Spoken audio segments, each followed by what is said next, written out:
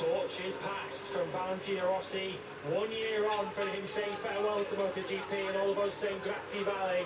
This year we congratulate Pecco as the 2022 MotoGP Indra. Nico Antonelli from the VR46 Academy also there to congratulate Pecco Bagnaia. But this is the culmination of a life's work. The 2018 Moto2 champion and the 2022 MotoGP champion. Absolutely loving these wonderful celebrations. Great to see the Aspar team who helped launch this Fans Grand Prix career by respects on that Mahindra package in 2016. Here is the moment that Pecco Bagnaia has been working for his whole life for.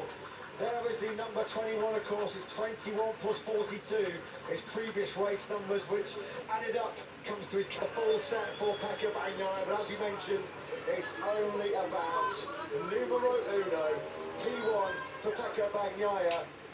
Here he is, unlocking the combination. 21 plus 42 equals 63.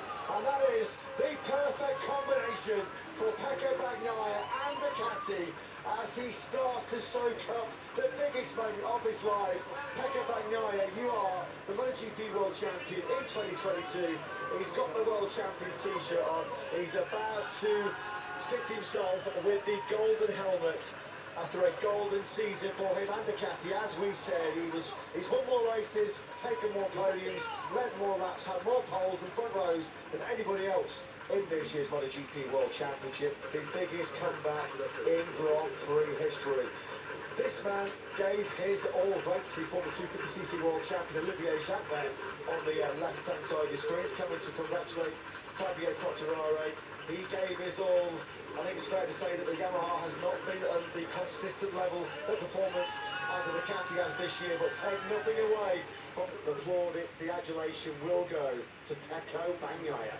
Fabio Quartararo could not have done any more. Certainly this afternoon he lit up the early stages of this Grand Prix. We'll never forget those incredible scenes as